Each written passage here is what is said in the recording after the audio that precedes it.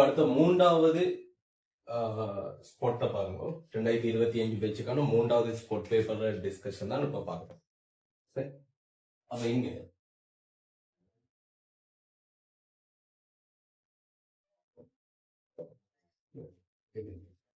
கேள்வியுடைய பகுதி என்னன்னா, இது தொகையீடு சம்பந்தமான விஷயம். அதாவது ஏயிலிருந்து பி எஃப் ஏ சக பி மைனஸ் எக்ஸ் டிஎக்ஸ் ஆனது ஏயிலிருந்து b f of x d x என காட்டுது. அப்ப இதுல ஒரு பிரதியீடு ஒன்று எடுத்துக்கொள்வோம். y சமன் a சக b சய x. எனவே dy over dx ஆனது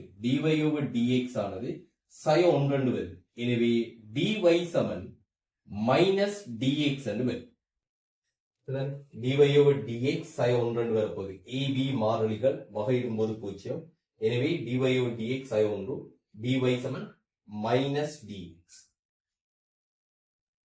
வரையறுக்கப்பட்ட தொகையீடுகள் என்றால் இங்க நம்ம எல்லையும் மாற்ற வேண்டும்.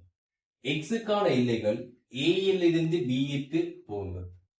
எனவே y எக்ஸின் பெருமானம் a ஆகினால் a சய a yயின் பெருமானம் b ஆக இருக்கும். ரைட், எக்ஸோட பெருமானம் b ஆகும் போது ரைட் b சய b போயிடும். இது எனவே a இலிருந்து b x வந்து a இலிருந்து b க்கு மாறும்போது y ஆனது b இலிருந்து a க்கு மாறும். f of a சக b minus x, f of a சக b minus x, அது வந்து y, f of y. d x க்கு பதிலாக dx க்கு பதிலாக என்ன சொல்லுவோம்? சய dy என்று சொல்லுவோம்.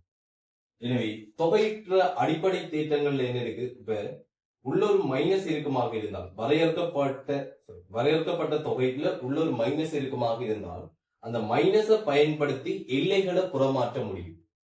எனவே அந்த முடிவின்படி a இலிருந்து b f of y dy.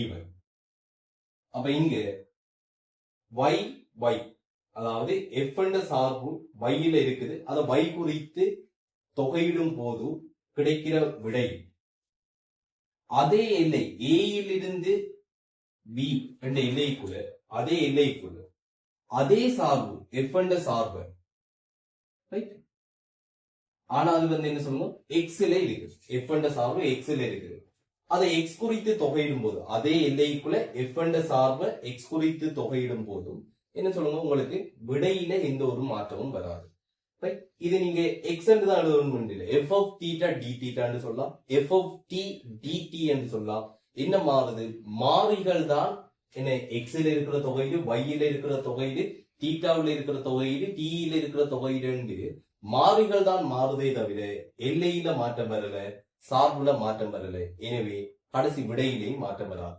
So இப்ப நம்ம நிறுவன முடிவு a இலிருந்து b f of a சக b சய x dx சமன் a இலிருந்து b f of x dx. இதுதான் இப்ப நம்ம இங்க நிறுவன முடிவு இல்லையா? ரிசல்ட் 1 நடுவே இதிலிருந்து என்ன கேட்கிறாங்கன்னா என்ன உயிர்த்தறியலாம். ஒரு தொகையில் ஒன்று உயிர்த்தறிய சொல்றாரு. பாருங்க, பையன்கள் 6 பையன்கள் 3 ஒன்றின்கள் 1 சக வர்க்கமூலம் டான்ஸ் dx. அப்ப இது எப்படி சொல்ல போறோம்? a இலிருந்து b f of x dx என்பது a இலிருந்து b f of x க்கு பதிலாக என்ன போட போறோம்? a சக b கீழெல்லை சக மேலெல்லை sin x. அப்ப 1 அப்படியே இருக்கும், வர்க்கமூலம் அப்படியே இருக்கும், டானும் அப்படியே இருக்கும். அதுக்குள்ள இருக்கிற x வந்து எப்படி மாறும்? கீழெல்லை பையன்கள் 6 மேலெல்லை பையன்கள் 3, பையன்கள் 6 சக பையன்கள் 3 சய x இப்படி மாறும். எனவே இந்த தொகையீடு i என்று வச்சுக்கொள்ளணும்னா இந்த தொகையீடு சமன் i என்க. இங்க இது சமன் I என்று இப்படி வச்சுக்கணும். எனவே இந்த I வந்து எதுக்கு சமனாக இருக்கும்னா I வந்து எதுக்கு சமனாக இருக்கும்னா பை எண்கள் 6 பை இங்க ஒன்றின் கீழ் 1 சக டான் π/2 மைனஸ் எக்ஸ். இந்த பையன்கள் 6 பையன்கள் 3 என்ன வரும் π/2 மைனஸ் எக்ஸ். சரிதானே? π/2 மைனஸ் எக்ஸ் dx. அதாவது இது எப்படி எழுதலாம்? பையன்கள் 6 பையன்கள் 3 ஒன்றின் கீழ் 1 சக வர்க்கமூலம் tan π/2 minus x. Tan π/2 minus x என்பது கொட் எக்ஸ் என்று வரும் தர dx. இந்த I சமம் பையன்கள் 6 பையன்கள் 3 ஒன்றின் கீழ் 1 சக ஒன்றின் கீழ் வர்க்கமூலம் டான் எக்ஸ் என்று எழுத முடியும் dx. இல்லையா? கொட் எக்ஸ் எப்படி எழுதலாம்? ஒன்றின் கீழ் டான் எக்ஸ் என்று எழுதலாம். இது வர்க்கமூலத்துக்குள்ள இருக்கிறப்ப இதை வந்து ஒன்றின் கீழ் வர்க்கமூலம் டான் எக்ஸ் என்று எழுதுறதுல எந்த ஒரு குழப்பமும் இல்லை. ஒன்றின் வர்க்கமூலம் 1. சோ ஒன்றின் கீழ் வர்க்கமூலம் டான் எக்ஸ் என்று எழுதலாம். அப்ப கொட்டெக்ஸ் என்றது வர்க்கமூலம் கொட்டெக்ஸ் ஒன்றின் கீழ் வர்க்கமூலம் டான் எக்ஸ் என்று சொல்றோம். அப்ப இங்க ஒரு போமசி எடுத்துக்கொள்ளுவோம். கீழே இருக்கிற வர்க்கமூலம் டான் எக்ஸ் அப்படியே மேல வரும். எனவே I சமன் பையன்கள் 6 பையன்கள் 3 வர்க்கமூலம் டான் எக்ஸ் அதற்கு வர்க்கமூலம் டான் எக்ஸ் சக 1 dx ஆக இருக்கு. இது இரண்டாவது முடிவு. இது முதலாவது முடிவு. அதாவது ஐக்கான முதலாவது சமன்பாடு இது, ஐக்கான இரண்டாவது சமன்பாடு இது. இது ரெண்டுக்கும் என்ன தொடர்பு இருக்குன்னு பாருங்க. சென்ற பகுதிகளும் சமனா இருக்கு. 1 சக வர்க்கமூலம் டான் எக்ஸ் 1 சக வர்க்கமூலம் டான் எக்ஸ். ஒரே எல்லைக்குள்ள இருக்கிற தொகையீடுகள், ஒரே எல்லையினுள் உள்ள தொகையீடுகள். எனவே 1 சக 2 தருவது 2i ஆக இருக்கு. 1 சக 2 தருவது 2i. பகுதிகள் சமனாக இருக்கிறதால தொகுதிகளை நேரடியாக கூட்ட முடியும். இந்த தொகையீட்டினுள் பகுதிகள் சமனாக இருப்பதால் தொகுதிகளை நேரடியாக கூட்டுவோம். தொகுதிகளை நேரடியாக கூட்டுவோம். அப்படி 1 சக வர்க்கமூலம் டான் எக்ஸ். எனவே 1 சக வர்க்கமூலம் டான் எக்ஸ் 1 சக வர்க்கமூலம் டான் எக்ஸ் சுருக்கப்பட்டால் பையன்கள் 6 பையன்கள் 3 இது 1 dx. எனவே பையன்கள் 6 பையன்கள் 3 ஒன்றின் தொகையீடு எக்ஸ். எக்ஸுக்கு எல்லையை கொடுத்து விட்டோம்னால் இப்படி. எனவே பையன்கள் 3 இலிருந்து பையன்கள் 6 கழிக்கப்பட்டால் பையன்கள் 6 இது 2iக்கு சமனாக இருக்கு. எனவே I சமன் பையன்கள் 12 ஆகும். இதுதான் காட்டுச்சன விட. அதாவது இந்த தொகையீடு சமன் பையன்கள் 12 என உயிர்த்திருக்கு. இடத்துல என்ன பயன்படுத்தி இருக்கோம்? Result 1 R1. இந்த முடிவை கொண்டு வந்து பயன்படுத்துறோம். f(x) ஒரு சார்பு இருக்கண்டா அது எப்படி எழுதி கொள்றோம்? இங்க டாட் a சக b கீழே சக மேலே sin x இந்த முடிவை பயன்படுத்தி இது செய்யும். சரிதான்? அப்படியே கேள்வியில b பகுதியும் இருக்கா பாருங்க. அப்படியே அந்த கேள்வியில b பகுதியும் இருக்கா பாருங்க. முடிச்சுட்டு அப்படியே அந்த கேள்வியில b பகுதியை பாருங்க.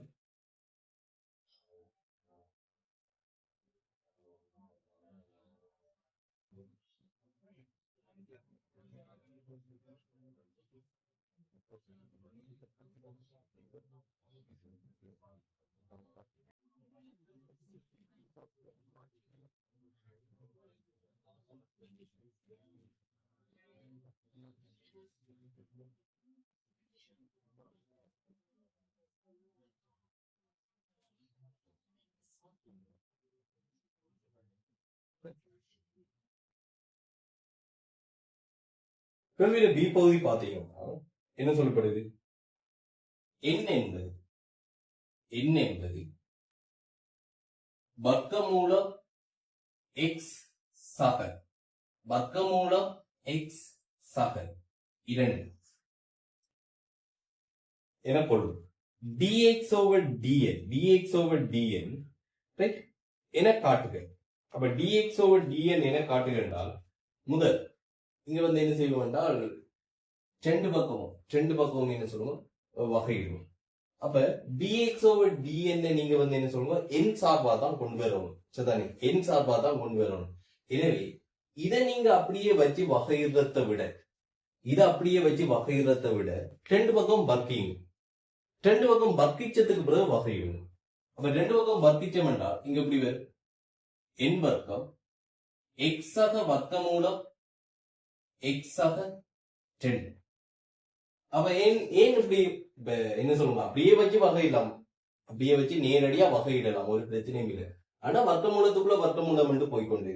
ஆனா இப்ப ஒரு பக்கம் வர்க்கிச்சு விட்டோம்னா என்ன சொல்லுவோம், இப்போ ஒரே ஒரு வர்க்கமூலம் தான் இருக்கு, வேலை இலவா மாறி காட்ட வேண்டிய விடையும் வந்து என்ன சொல்லணும் நம்மளுக்கு என் சார்புல தான் இருக்கு.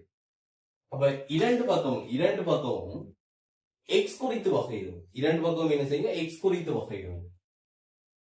அப்ப இங்க எப்படி வரும் எக்ஸ் குறித்து வகையிட 2 n dn over dx. முதலாவது அடுக்க வகையிடுவோம். அடுக்கு முன்னுக்கு வரும், அடுக்குல இருந்து ஒன்று குறைப்படும். அதுக்குள்ள இருக்கிற என்ன வகையிட்டோம்னா dn over dx. x வகையிடு 1. வர்க்கமூலம் x ஆக 2. வர்க்கமூலம் x ஆக 2 வகையிடு 1/2 தர வர்க்கமூலம் x ஆக 2. அப்ப 2 தர வர்க்கமூலம் x ஆக 2 அப்படியே வரும். மேல x ஆக 2 வகையீடான 1 வரும். ரைட்? வர்க்கமூலம் f of x. வர்க்கமூலம் f of x வகையீடு எப்படி சொல்லுவீங்க? வர்க்கமூலம் f of x வகையீடு எப்படி சொல்லுவீங்க? f dash x இன் கீழ் 2 மடங்கு வர்க்கமூலம் f of x இல்லையா? அதுதான் இங்க விஷயம். அப்ப இங்க ஓகே, இதுல இப்ப நம்மளுக்கு என்ன, இந்த வர்க்கமூலம் x ஆக 2 ரைட், அதுதான் பிரச்சனை. ரைட், இந்த வர்க்கமூலம் x ஆக 2க்கு என்ன போடலாம்னு பார்ப்போம். சரி, அது பார்த்துட்டோம்னு சொன்னா அங்கால வேலை வந்து என்ன செய்யணும், சிம்பிளா போயிடும். இப்ப 10n dn over dx 1 சக 1/2 தர இந்த வர்க்கமூலம் x ஆக 2க்கு பதிலாக n வர்க்கம் sin x போடலாம்.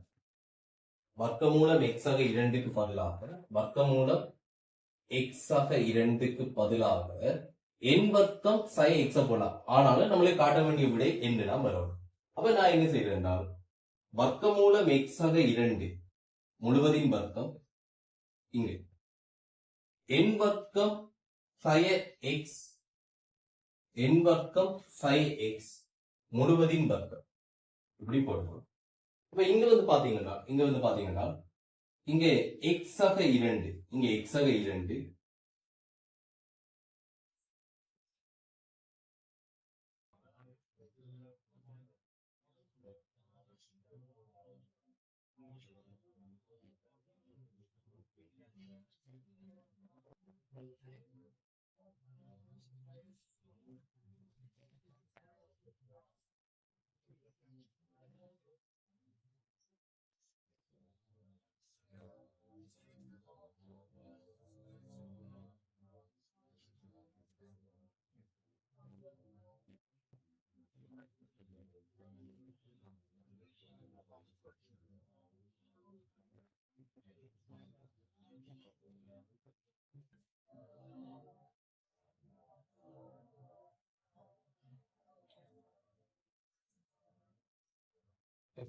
n சமன் வர்க்கமூலம் x சக வர்க்கமூலம் x வர்க்கம் சக 2 என கொள்வோம். இதுல கேள்வி என்னன்னா dx over dn தான் கேட்கிறாங்க. இது அப்படியே வச்சுட்டு வகையிடலாம். ஆனால் அதை விட ரெண்டு பக்கம் என்ன சொல்லுவோம் வர்க்கிப்போம். ஏன்னா வர்க்கமூலத்துக்குள்ள வர்க்கமூலம் என்று போய்கொண்டிருக்கேன். இது எப்படி யோசிக்கிறதுக்கு பதிலாக ரெண்டு பக்கம் வர்க்கிச்சு விடுங்க. n வர்க்கம் சமன் x சக வர்க்கமூலம் x வர்க்கம் சக 2. இப்ப இரண்டு பக்கமும் வகையிடுவோம். இரண்டு பக்கமும் வகையிட்டோம் என்றால் இது x குறித்து வகையிடுவோம். x குறித்து வகையிடு. அங்க d x over dn தான் இருக்குது, பரவாயில்லை. dn over dx இப்ப காணுவோம். x குறித்தே வகையிடுவோம். இங்க என்ன வரும் 10n dn over dx. x இட வகையீடு 1. வர்க்கமூலம் x வர்க்கம் சக 2 என்றால் எப்படி வரும்? x வர்க்கம் சக 2 இன் வகையீடான 2x இன் கீழ் 2 தர வர்க்கமூலம் x வர்க்கம் சக 2. வர்க்கமூலம் f of x என்றால் f dash x இன் கீழ் 2 மடங்கு வர்க்கமூலம் f of x. இதான் தியரி. சோ இங்க எப்படி வருது என்றால் இங்க வந்து கவனிங்க 10n dn over dx. ரெண்டும் சுருக்குப்படணும். ஃபார்மசி எடுத்துக்கொள்ளுங்க.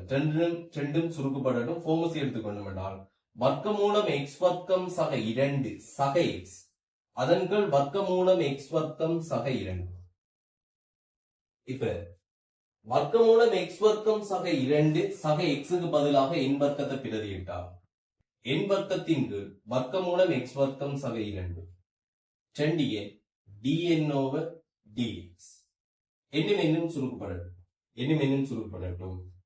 இங்க 2 dn over dx. எண்ணின் கீழ் வர்க்கமூலம் x வர்க்கம் சக 2.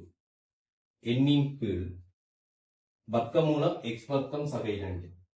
எனவே 2 ஆல இங்க பிரிச்சு விடுவோம். dx over dn எழுதுவோம். dx over dn. சரிதானே? அப்ப dx over dn என்று சொன்னா dx over dn என்றால் இங்க வந்து பாருங்க 2 வர்க்கமூலம் x வர்க்கம் சக 2 அதன் கீழ் n ஆக இருக்கு. இந்த 2 ஆல இங்க பிரிச்சு விடுவோம். அப்ப 2 வர்க்கமூலம் x வர்க்கம் சக 2 என்று இருக்கு. எண்ணின் கீழ் 2 வர்க்கமூலம் x வர்க்கம் சக 2. dx over dn அப்படியே தலைகளா மாத்தி விடுவோம். இப்ப வர்க்கமூலம் x வர்க்கம் சக 2க்கு பதிலாக n வர்க்கம் சய x இப்படி போடும். n வர்க்கம் சய x. இங்க என்ன பாருங்க dx over dn சமன் 2 தர n வர்க்கம் சய x அதன் கீழ் n. இப்ப நம்மளுக்கு பிரச்சனை என்னன்னா காட்ட வேண்டிய விட எண்ணில வரும். இங்க இருக்கிற x நம்ம மாத்தும். எப்படி என்றால் வர்க்கமூலம் x வர்க்கம் சக 2 முழுவதின் வர்க்கம் சமன் n வர்க்கம் சய x முழுவதின் வர்க்கம். எனவே இங்க x வர்க்கம் சக 2 சமன் n இன் 4ஆம் அடுக்கு சய 2 n வர்க்கம் x சக x வர்க்கம். x வர்க்கம் சுருக்கப்பட்டு போனால் 2 n வர்க்கம் x சமன் n இன் 4ஆம் அடுக்கு மைனஸ் 2. எனவே 2 n வர்க்கத்தால் சுருக்கும் போது x சமன் n வர்க்கத்தின் கீழ் 2 சய 1 இன் கீழ் n வர்க்கம். அப்ப x தான் நம்மளுக்கு வேணும் இங்க கொண்டு வந்து பிரதியிடறதுக்கு. எனவே x எழுவாயாக்குறதுக்காக 2 n வர்க்கத்தால பிரிச்சு விட்டு இருக்கிறோம். இப்படி வரும். எனவே முதலாவது சமன்பாட்டில் இருந்து இத முதலாவது சமன்பாடா வச்சுக்கோங்க. அதுல கொண்டு வந்து பிரதி எடுப்போம். முதலாவது சமன்பாட்டில் இருந்து இங்க என்ன சொல்லுவோம்? dx over dn சமன் 2 இன் கீழ் n n வர்க்கம் சய x க்கு பதிலாக n வர்க்கத்தின் கீழ் 2 சய இங்க ஒரு சய இருக்கு சகவாயிரம் 1 இன் கீழ் n வர்க்கம். எனவே இதெல்லாம் சுருக்கப்பட்டால் ரைட் இங்க எப்படி வரும் பாருங்க n வர்க்கத்தின் கீழ் 2 சக 1 இன் கீழ் n வர்க்கம். ரைட் எனவே n வர்க்கம் n சுருக்கப்பட்டால் n 2 சுருக்கப்படும். ஓகே அடுத்தது சக 2 இன் கீழ் n கணம். பட் dx over dn என காட்டுறோம். dx over dn என காட்டுறோம். அடுத்தது இதிலிருந்து அங்க தொகையிட கேட்காங்க. அப்ப இதிலிருந்து தொகையீடு வர்க்கமூலம் x சக வர்க்கமூலம் x வர்க்கம் சக 2 dx இத பத்தி கேட்கலாம். அப்ப வர்க்கமூலம் அதுக்குள்ள ஒரு வர்க்கமூலம் அதுக்காக நம்ம எடுத்துக்கொண்ட பிரதியீடு என்ன? இப்ப dx என்பது எப்படி நம்மளுக்கு தெரியும் n சக 2 இன் கீழ் n கணம் தர dx dx சமன் என்ன n சக 2 இன் கீழ் n கணம் தர dx எனவே இத அடைப்பு நீக்கி கொண்டால் n வர்க்கம் சக 2 இன் கீழ் n வர்க்கம் என்று எழுதலாம் அல்லது 2 தர n இன் சய 2 dx சாரி dx இல்ல dn dn என்று சொல்லுவோம் எனவே இதன் தொகையீடு எப்படி வருவீங்க n கணத்தின் கீழ் 3 அடுத்தது வந்து என்ன சொல்லுவோம் அடுக்கோடு ஒன்று கூட்டுவோம் கூட்டின அடுக்கால பிரிக்கணும் அடுக்கோடு ஒன்று கூட்டணும் என்று சொன்னால் சய 1 எனவே சய 2 இன் கீழ் n என்ன n இன் சய ஓராம் அடுக்கண்டா என்ன பகுதிக்கு அது மாறும் சக சி என்பதை எதேச்சை மாறி மறக்காமல் போட்டுக்கொள்ளும் கடைசி விட என்ன செய்வோம் இனரி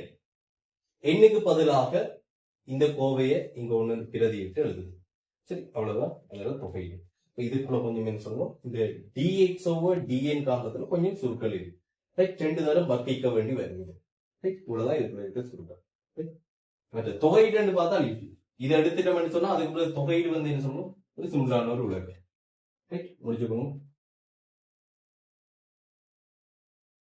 ரைட் அடுத்த ஸ்பாட்ல பார்ப்போம்